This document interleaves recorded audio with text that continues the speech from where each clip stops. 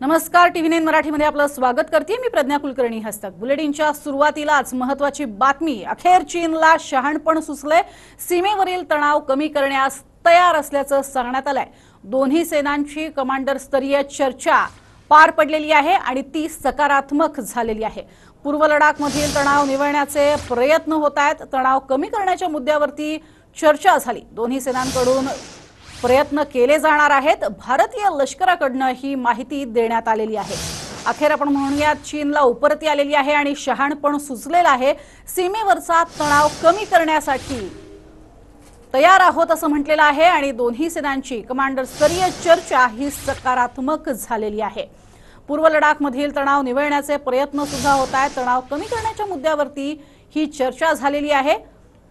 आता 60च्या दशकातला हा भारत राहिलेला नाही हे सुद्धा चीनच्या लक्षात आलेलं आहे आणि अर्थातच एकंदरीत चीनवरती वाढता इतर देशांचा दबाव सुद्धा लक्षात आलेला आहे चीनच्या आणि म्हणूनच चीननं शहाणपण सुचलेलं आहे आणि शहाणपणाचा निर्णय सुद्धा चीनकडनं घेण्यात आलेला आहे.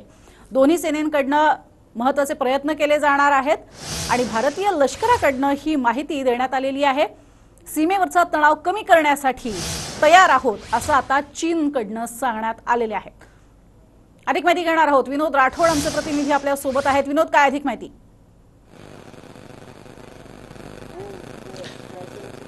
चीनकडून भारतच्या सीमारेषेमध्ये ज्याप्रमाणे घुसखोरी केली आहे तर त्या पार्श्वभूमीवर कमांडर स्तरावरील जी 2 दिवसापासून बैठक सुरू होती, कालही या बैठक झाली. जवळपास ही बैठक काल 11 तास पार पडली आणि आज या बैठकीमध्ये सकारात्मक चर्चा करण्यात आली आहे अशी माहिती लष्कराकडून देण्यात आली आहे. आणि खास करून भारतीय सेना प्रमुख ज्यानंतर लेहमध्ये आणि लडाखच्या दौऱ्यावर आहे, याच पार्श्वभूमीवर ही खुशखबरी आहे की ज्याप्रमाणे चीनने घुसखोरी केली आता चीन माघार घेण्यास तयार आहेत आणि सीमारेषावर ज्याप्रमाणे घुसखोरी केली आहे आता ती सगळे आपले जे पोस्ट आहेत ते चीन आपला पाठीमागे घेण्यात तयारी आहे. कमांडर स्तरावरील जी चर्चा झाली आहे त्या चर्चेमध्ये चीनने संपूर्ण भारताची मागणी मान्य केली अशी माहिती सैन्याच्या सूत्रांकडून येत आहे. तर त्या आधारावर आता चीन मात्र ज्याप्रमाणे घुसखोरी केला होता भारतच्या सीमारेषेमध्ये आता ती मात्र माघारी घेण्यास तयार झाला आहेत आणि अशा प्रकारचं कुठल्याही प्रकारचं शस्त्रसंधीचं उल्लंघन भविष्यात करणार नाही असंही चीनकडून बोललं जात आहे. उशिरा का न असो परंतु चीनला शहाणपण शेवटी सुचला आहे. ज्याप्रमाणे चीनच्या याआधी आक्रमकता होती ती मात्र आता आक्रमकता निवळताना दिसत आहे आणि आता भारतची जी ताकद पाहता आणि भारतची सैन्य शक्ती पाहता चीनने आपले सैन्य माघार घेण्याचा निर्णय घेतला आहे आणि त्या आधारावर जे भारत आणि चीनची जी सीमारेषा आहे त्यामधून चीन आता गलवान घाटीमधून परत आपल्या याच्यामध्ये जाणार आहेत पोस्टवर आणि थोडी जी घुसखोरी भारतच्या सीमारेषेमध्ये केली होती ती घुसखोरी आता पुन्हा परत आपल्याकडे घेणार आहेत आणि आता भारतमध्ये कुठल्या प्रकारची घुसखोरी करणार नाही याची शाश्वती या कमांडर स्तरावरची बैठकीमध्ये चीनकडून देण्यात आली आहे. त्यामुळे भारतीय सैनिक एक महत्त्वाचा मुद्दा आहे. तुमच्याकडनं विनोद अधिक माहिती घेणारच आहोत. मात्र आता आपल्या सोबत आंतरराष्ट्रीय या सगळ्या घडामोडींवरचे अभ्यास करणारे शैलेंद्र देवळणकर सुद्धा जोडले गेलेले आहेत. शैलेंद्रजी, मुळातच एक उपरती सुचलेली आहे चीनला आणि शहाणपण आलेलं आहे असं म्हणायचं का या सगळ्या बैठकीनंतर आलेल्या या माहितीवरून? निश्चितच एक अत्यंत महत्वाची घडामोड आहे असं आपल्याला म्हणावं लागेल. काल कमांडिंग ऑफिसर लेव्हलची दुसरी बैठक पार पडली. पहिली बैठक जी होती ती 6 जूनला झालेली होती आणि कालची बैठकीकडे सगळ्याच जगाचं लक्ष लागलेलं होतं असं आपल्याला म्हणावं लागेल. आणि साधारणतः 8 तासांपेक्षा जास्त ही बैठक चालली. रात्री 11:30 वाजता ही बैठक संपली आणि आता त्याच्यातनं जे वृत्त बाहेर होतं त्यानुसार चीन हा डिसएंगेजमेंटच्या प्रोसेससाठी म्हणजे तिथनं सैन्य काढून घेण्याच्या प्रोसेससाठी तयार झालेला आहे. हे त्याच्यातनं पुढे आलेलं आहे. आता प्रथम तर लक्षात घ्यावं लागेल की नेमकं भारताने कोणत्या मागण्या या बैठकीमध्ये केलेल्या होत्या आणि ते महत्वाचं आपल्याला पहिले लक्षात घ्यावं लागेल. तर भारताकडनं 3 मागण्या या बैठकीमध्ये करण्यात आलेल्या होत्या. त्यातली जी पहिली मागणी होती ती म्हणजे जी गलवान खोरं आहेत, या गलवान खोरं हे जे भारताच्या हद्दीमध्ये आहे ज्याच्यावरती भारताचं नियंत्रण होतं आणि भारताच्या नियंत्रणात असणाऱ्या गलवान खोऱ्यामध्ये चीनने ज्या पद्धतीचे कन्स्ट्रक्शन केलेले होते, बांधकामं केलेली होती, ती बांधकामं तात्काळ काढून घेण्याचं आणि तिथनं चीनच्या सैन्याने माघार घेण्याचं ही पहिली मागणी होती. दुसरं असं होतं की एक फिंगर 4 आणि फिंगर 8 असे जे 2 बिंदू आहेत भारत आणि चीनच्या सीमारेषेवरती, तर त्याच्यामध्ये खरंच तर या फिंगर 4 टू फिंगर 8 याच्यामध्ये भारताचं नियंत्रण होतं परंतु चीनने याच्यामध्ये घुसखोरी केलेली होती आणि चीनचं म्हणणं असं होतं की भारताची हद्द ही फक्त फिंगर 4 पर्यंत आहे आणि भारताचं या उलट म्हणणं होतं की आमची हद्द ही फिंगर 8 पर्यंत आहे. त्यामुळे चीनने मोठ्या प्रमाणावरती सैन्य फिंगर 4 पर्यंत आणलेलं होतं त्यामुळे फिंगर 4 पासून भारताने चीनने विड्रॉ करावं हे महत्वाचं होतं. अर्थात ही गोष्ट अजून स्पष्ट झालेली नाहीये की चीनने नेमकं विड्रॉ करण्याचं किंवा डिसएंगेज करण्याचं जे मान्य केलेलं आहे ते फिंगर 4, फिंगर 5, फिंगर 6, फिंगर 7 अशा 4 ठिकाणांपासून चीनचं विड्रॉल होणं गरजेचं आहे. जर चीनने असं सांगितलं असेल की आम्ही फक्त 2 ठिकाणावर म्हणजे 5 आणि 6 वरनं विड्रॉ करतो आणि 7 हे आमच्याकडे ठेवतो असं चालणार नाहीये. आणि त्याचप्रमाणे भारताची तिसरी मागणी अशी होती की एप्रिल महिन्यामध्ये जो स्टेटस को होता, जी स्थिती होती ती एप्रिल महिन्याची स्थिती जी आहे ती पेंगॉंग स्टो मधली आणि गलवान मधली ही दोन्ही स्थिती चीनने कायम ठेवली पाहिजे, ज्याला रिस्टोरिंग द स्टेटस को असं म्हणतात. आणि तो भारताची मागणी होती. तिन्ही मागण्या जर चीनने मान्य केलेल्या असतील ती भारतासाठी एक सकारात्मक बाब आहे असं म्हणावं लागेल. दुसरं असं आहे की चीनने पहिल्यांदा असं मान्य केलेलं आहे की यामध्ये चीनची जीवितहानी झाली 15 जूनच्या संघर्षामध्ये. हे चीन कधीच मान्य करत नाही, कारण चीनचं शेवटचे सैन्य जे मारलं गेलं होतं ते 1979ला मारलं गेलं होतं, ज्यावेळेला चीनचा व्हिएतनाम बरोबर संघर्ष झाला होता. आणि त्या संघर्षात किती चीनचे सैनिक मेले ते चीनने 10 वर्षानंतर घोषित केलेलं होतं. परंतु या वेळेला पहिल्यांदा चीनचं सैन्य मेलेलं असल्यामुळे चीनच्या जनतेमध्ये देखील एक प्रकारचा असंतोष हा शी जिनपिंगच्या विरोधामध्ये आहे. ही एक पद्धतीची नामुष्की ही शी जिनपिंगसाठी आहे. आंतरराष्ट्रीय दबाव हा चीनवरती आहे. त्यामुळे चीन याच्यातनं ही परिस्थिती निवळेल असं बघेल, या जास्ती नक्की प्रयत्न करेल. पण आपण चीनवरती विश्वास ठेवता कामा नये, कारण 6 जूनच्या बैठकीमध्ये देखील चीनने सांगितलं होतं की आम्ही गलवान मधलं सैन्य मागे घेऊ. आणि असं असताना 15 जूनचा संघर्ष झालेला होता.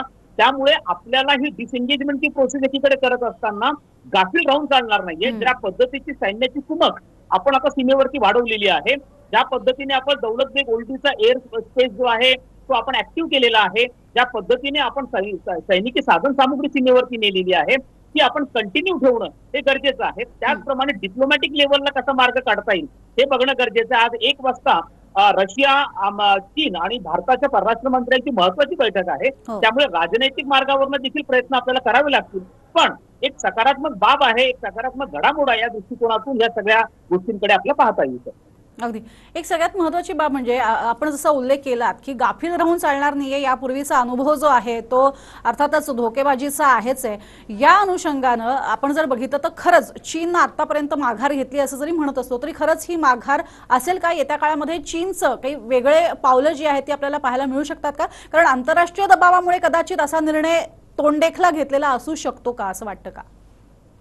बघा, एक लक्षात घेणं गरजेचं आहे की दोखलांचा जो संघर्ष होता भारत आणि चीन मधला, जो 2017 मध्ये झाला होता, तो 73 दिवस चाललेला होता. आणि या वेळेला त्यांनी गलवानमध्ये ज्या पद्धतीची घुसखोरी केलेली आहे चीननी, तर त्यांचा अत्यंत प्री प्लॅन अशा स्वरूपाची ही योजना होती. आतापर्यंत गलवानमध्ये त्यांनी कधी घुसखोरी केलेली नव्हती आणि पहिल्यांदा त्यांनी गलवानवरती आपला सार्वभौम अधिकार सांगितलेला आहे. त्याचप्रमाणे गलवान नदीवरती त्यांनी धरण बांधलेलं आहे, तिथं रस्ते बांधणी केलेली आहे, बंकर उभे केलेले आहेत. याचा अर्थ इतक्या सहजासहजी चीन तिथनं माघार घेईल असं वाटत नाहीये. त्याचप्रमाणे त्यांनी पँगॉंग स्टो मध्ये देखील ज्या पद्धतीने फिंगर 4 टू फिंगर 8 मध्ये आपला हक्क सांगितलेला आहे आणि तिथं सैन्याची कुमक वाढवलेली आहे. ह्या सगळ्या गोष्टी बघता चीन इतक्या तात्काळ आपल्या टर्म्स आणि कंडिशन मान्य करायला आणि विड्रॉ होईल असं होणं शक्य नाहीये. परंतु यामध्ये एक बाब आहे की चीनला पण युद्ध नको आहे, भारतालाही युद्ध नको आहे, कारण चीनला देखील युद्ध परवडणारं नाहीये. कारण त्यांचा व्हिएतनाम, इंडोनेशिया, जपान, हाँगकाँग, तैवान अशा अनेक फ्रंट वरती वेगवेगळ्या देशांबरोबर त्यांचा संघर्ष चालू आहे. त्यामुळे त्यांना भारताबरोबर ते युद्ध वाढवायचं नाहीये.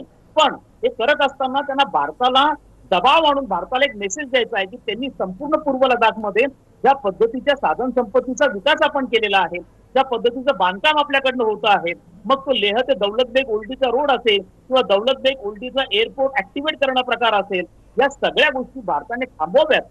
या दृष्टिकोनातून भारतावर दबाव आणण्यासाठी जाणीवपूर्वक चीनकडनं प्रयत्न केला जातो आहे. मात्र चर्चेच्या फेऱ्या या भविष्यामध्ये चालू राहतील. त्या मिलिटरी लेव्हलला चालतील, डिप्लोमॅटिक लेव्हलला चालतील आणि कदाचित टॉप पॉलिटिकल लेव्हलला म्हणजे पंतप्रधान नरेंद्र मोदी आणि शी जिनपिंग यांच्यामध्ये देखील येत्या काळामध्ये चर्चा होण्याची शक्यता जी आहे ती आपल्याला नाकारता येत नाहीये. त्यामुळे एक त्याची सकारात्मक सुरुवात झाली असं आपल्याला म्हणावं लागेल. अगदी सगळ्यात महत्त्वाची बाब म्हणजे आता जी महत्त्वाची बैठक होणार आहे भारत, चीन आणि रशिया यांच्यामधली, या बैठकीमधून सुद्धा काय गोष्टी समोर येऊ शकतात? कारण आधीच आम्ही माघार घेतली आणि त्यामुळे मग रशियासोबत जेव्हा रशियाचे परराष्ट्रमंत्री तिथे आहेत तेव्हा मग तिथे बोलताना आम्ही आधीच माघार घेतली असं म्हणून चीन कशा पद्धतीने साळसूद आहे हे दाखवण्याचा प्रयत्न करू शकतो का? आपण तर लक्षात घ्या की त्यांनी माघार वगैरे हा शब्द वापरलेला नाहीये. यामध्ये जी प्रोसेस मिलिटरीकडनं जे ब्रीफिंग देण्यात आलेलं आहे त्याच्यामध्ये process of disengagement will common, म्हणजे डिसएंगेजमेंटची प्रोसेस भारत आणि चीन या दोघांकडनं पण सुरू होईल. आता ही प्रोसेस आहे, ही क्षणात काढून घेतलं जात नाही, त्यामुळे ही प्रक्रिया सुरू झाली असं त्यांच्याकडनं वक्तव्य आलेलं आहे. परंतु असं वक्तव्य 6 जूनला देखील आलेलं होतं आणि जेव्हा डिसएंगेजमेंट होती की नाही बघण्यासाठी आपले कमांडिंग ऑफिसर संतोष बाबू हे तिथे गेले होते, त्यावेळेला त्यांना असं दिसलं की त्यांनी आणखीन एक ऑब्झर्वेशन पोस्ट ही गलवानमध्ये क्रिएट केलेली आहे आणि ती पोस्ट काढून टाका असं जेव्हा संतोष बाबूंनी सांगितलं त्यावेळेला त्यांच्यावरती प्रतिहल्ला करण्यात आला आणि त्याच्यामध्ये 200 ते 250 चीनी सैनिक त्या प्रतिहल्ल्यामध्ये होते. यामुळे चीनवरती आपल्याला तात्काळ विश्वास ठेवणं अवघड आहे.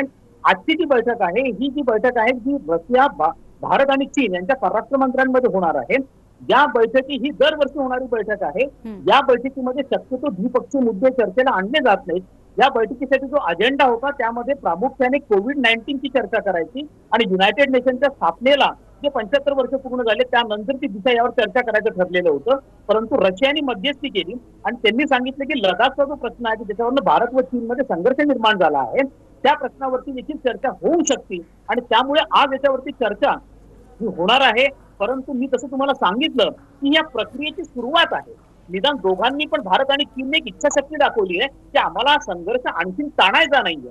ही एक सकारात्मक बाब आहे. परंतु या चर्चेचा तात्काळ तोडगा निघेल, इमिजिएटली होईल असं नाहीये. जसं मी तुम्हाला सांगितलं की डोकलामचा संघर्ष 73 दिवस चाललेला होता आणि त्याच्यापेक्षा सुद्धा ह्या संघर्षाची तीव्रता फार जास्त आहे. आणि एवढंच नाही चीनचं ज्या पद्धतीचे कन्स्ट्रक्शन झालेले आहेत तसं वाटतं ही प्रोसेस सुरू झाली असं आपल्याला म्हणावं लागेल. नक्कीच नक्कीच धन्यवाद या संपूर्ण सविस्तर विश्लेषणासाठी शैलेंद्रजी. एकंदर आपण जर बघितलं तर